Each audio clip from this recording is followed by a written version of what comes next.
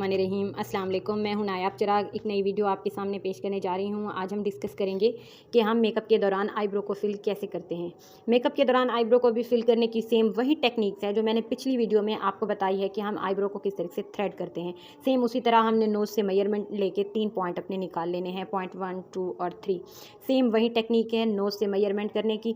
अच्छा, अक्सर आपने देखा होगा कि जिस तरह इंडोनेशियन आर्टिस्ट हैं या उसके बाद बंगाली आर्टिस्ट हैं, तो वो आईब्रो को बिल्कुल ऐसे लाइन लगा देते हैं, सीधी लाइन, वो बीच में भी आ जाती है। इससे ये होता है कि दोनों आइज़ बिल्कुल प्रॉपर शेप में आ जाती हैं। इस मेथड से आपने यहाँ पे एक स्ट्रेट लाइन लगानी है, फिर उसे ऐसे डायगोनल में लेके आना है, तिरछा लेके आना है स्टार्ट में। उसके बाद अपने पॉइंट काउंट कर लेने, अपने माइंड में रख लेने हैं। ये हमारा पॉइंट 1 है, आर्क वाला हमारा पॉइंट 2 है और जो एंड है वो पॉइंट 3 है। पॉइंट 1 पे आपने क्या करना है, स्ट्रेट अपवर्ड आपने स्ट्रोक्स लेने हैं, हल्के हल्के, बिल्कुल ही हल्के से, क्योंकि अगर यहाँ हम डार्क करते हैं ना तो बिल्कुल ओवरऑल लुक वो बहुत ही शार्प हो जाती है। लेकिन आगे जब हम चलते जाएंगे तो हम सेकंड पॉइंट पे जैसे ही हम आएंगे हम कलर थोड़ा डार्क कर देंगे और थर्ड तक जाते हुए हम मज़ीद अपने कलर को डार्कर कर देंगे। ठीक है, जिस तरह आप देख रहे हैं मैं स्ट्रोक ले रही हूँ उसी डायरेक्शन में। 1 पे आपने स्ट्रेट लेने हैं, लेकिन 2 के आती तरफ आपने तिरछे और फिर 3 की तरफ। इस तरीके से आप लोगों ने अपने स्ट्रोक्स ले लेने हैं और आईब्रो को शेप अप कर देना है। कुछ आईब्रो में होता है गैप ज़्यादा होता है तो वहाँ ज़्यादा फिल करना पड़ता है, तो वो फिर आप उस हिसाब से कर लीजिएगा कि उनके आईब्रो का स्ट्रक्चर किस हिसाब से है, लेकिन प्रॉपर फिल कीजिएगा अपने आईब्रो को। अब हम कहते हैं कि जी कलर कैसे यूज़ किए जाएँ, तो आप लोग हमेशा याद कीजिए, रखिएगा कि कोशिश कीजिएगा कि आप चॉकलेट ब्राउन कलर से आईब्रो फिल करें, क्योंकि डार्क अगर ब्लैक यूज़ करें ना तो बहुत ज़्यादा हार्श लगता है। लेकिन अगर किसी को ब्लैक से पसंद है वो ब्लैक से करें, लेकिन अक्सरियत कोशिश किया करें आप डार्क कलर से किया करें। वो आपकी मर्ज़ी, आप पाउडरी फॉर्म में करें या आप क्रीमी फॉर्म में करें, ये आपके ऊपर डिपेंड करता है। ठीक है, इस तरीके से हम आईब्रो को फिल कर लेते हैं मेकअप के लिए। अब मैं अंदाज़ा कर सकती हूँ ये मेथड आपको क्लियर हो गया होगा। अब हम चलते हैं कि आईब्रो की जो टोटल हमारे पास हैं वो शेप्स कितनी हैं। आईब्रो को हम जब डिस्कस करते हैं ना तो उनकी कॉमन, जो मोस्टली कॉमन 5 शेप्स हैं वो यहाँ मैं आपके सामने डिस्कस करती हूँ, लिख दिया है मैंने।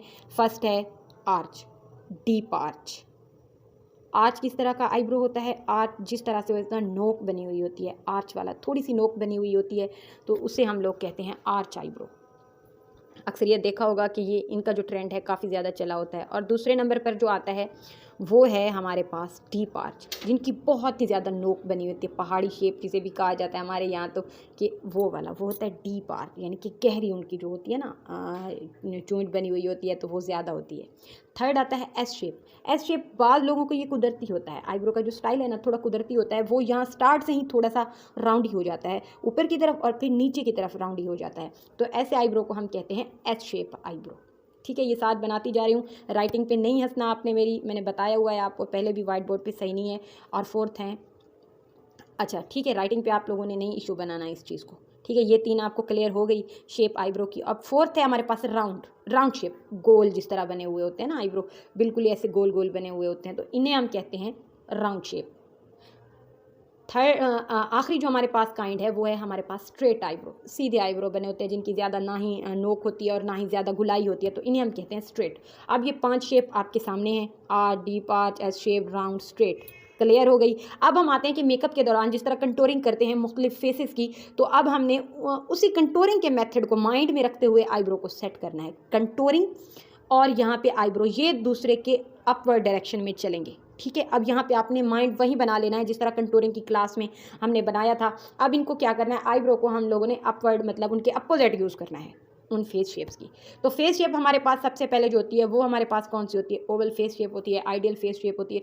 और ओवल फेस शेप पे जो हम आईब्रो बनाते हैं वो हम आर्क बनाते हैं, यानी कि हल्की उनकी जो होती है वो बनी हुई होती है, आर्क बनी हुई होती है, तो ये ओवल फेस पे आके बहुत ज़्यादा सूट करते हैं मेकअप के दौरान। जब आपके पास ओवल फेस आए तो आपने आर्क वाला आईब्रो उन्हें बनाना है, ये उनके फेस पर बहुत ज़्यादा सूट करेगा।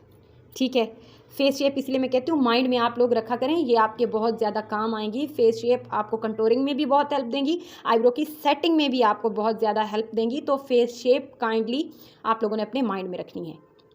ठीक है, अब ओवल फेस पे आपने आर्क वाले आईब्रो बनाने हैं। अब आते हैं डीप आर्क। डीप आर्क जिनकी बहुत ज़्यादा मतलब चोंच बनी हुई होती है, ये किन चेहरों पे सेट होते हैं, जिन लोगों के चेहरे राउंड होते हैं, जिन लोगों के गोल होते हैं चेहरे।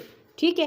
तो उन गोल चेहरों पर अगर हम डीप आर्क बनाए ना, तो वो इस आर्क की वजह से थोड़ा उनके चेहरे में ना वो एक मतलब नोकें बन जाती हैं, चेहरे को अब थोड़े से एंगल बन जाते हैं। तो ये एंगल बनाने के लिए जिस तरह हम इनकी कंटूरिंग से एंगल करते हैं, उसी तरह हम आईब्रो की शेप से भी थोड़ा सा इनके चेहरे को एंगल देने की कोशिश करते हैं। ठीक है। तो गोल चेहरे वालों पर हम कोशिश करते हैं कि हम लोग डीप आर्क बनाएं, तो डीप आर्क इनके चेहरे पर काफ़ी ज़्यादा सूट करेगी और एक एंगल में आ जाएगा इनका शेप। साथ में फेस शेप भी लिखती जा रही हूँ, आप ये सारे पॉइंट नोट करते जाइएगा। अब आते हैं थर्ड हमारे पास जो फेस है वो है हमारे पास राउंड फेस, चबी फेस, जो जिसे हम कहते हैं ना चबी फेस, राउंड फेस है वो हमारे पास। तो राउंड फेस पे कौन सी शेप सूट करेगी? राउंड फेस पे हमारी सूट करेगी एस शेप। लेकिन एस शेप के अलावा हम इन पे डीप आर्क भी अप्लाई कर सकते हैं। डीप आर्क भी इन्हें बहुत ज़्यादा सूट करेगी। ठीक है। ये भी इनके चेहरे को, क्योंकि राउंड और जो स्क्वायर होता है ना, इनका चेहरा एक समझिए वो गोल या चब्बी फेस की तरफ आ जाता है। तो इनके फेस को एंगल देने के लिए, थोड़ी शेप अप करने के लिए हम डीप आर्क इनके चेहरे पर बना देते हैं मेकअप के दौरान। तो वो काफ़ी ज़्यादा सूट करता है, क्योंकि मेकअप के दौरान ये आपके हाथ में होता है कि आप आईब्रो की शेप किस तरह करें। जिस तरह कंटोरिंग आपकी हैंड ओवर होती है कि फेस की कंटोरिंग से आप चेहरे को थोड़ा एंगल दें, सेम उसी तरह। अब आ गया फोर्थ हमारे पास कौन सी है जी? Round eyebrow. ये डायमंड पर और हार्ट पर आके सूट करेंगी। वो क्यों जी? क्योंकि डायमंड और हार्ट फेस में ऑलरेडी काफ़ी ज़्यादा एंगल्स होते हैं, उनकी फेस शेप इस तरह से, उनके एंगल होते हैं उनके ना।